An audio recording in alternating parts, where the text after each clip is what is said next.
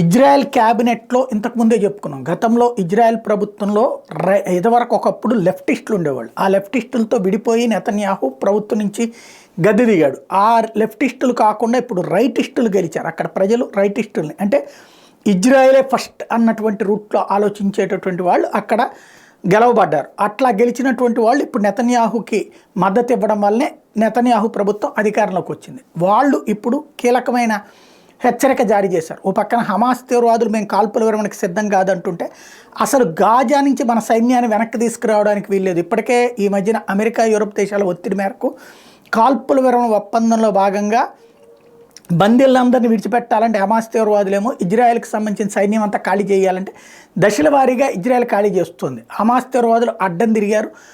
కాల్పుల విరమణ ఇప్పుడు జరిపేటటువంటి ఏదైతే బందీలను ఇప్పుడే విడిచిపెట్టే ప్రసక్తి లేదు. అసలు దాంతో ఎవడు ఈ లోపాయకారి ఒప్పందం కుదుర్చుకోమన్నా నువ్వు ఇమ్మీడియట్గా గాజాలో సైన్యాన్ని రిస్టోర్ చేయాలి. గాజా నుంచి సైన్యాన్ని యువతలకు తీసుకురావడానికి వీల్లేదు. ఏదైతే 3 రకాలైనటువంటి దళాలను వెనక్కి తీసుకొచ్చిన వాళ్ళందరినీ అక్కడ పెట్టాలంటూ ఇప్పుడు ఇజ్రాయెల్ ప్రభుత్వం మీద నెతన్యాహుకి తీవ్రమైన వార్నింగ్ ఇచ్చారు సహచరులు.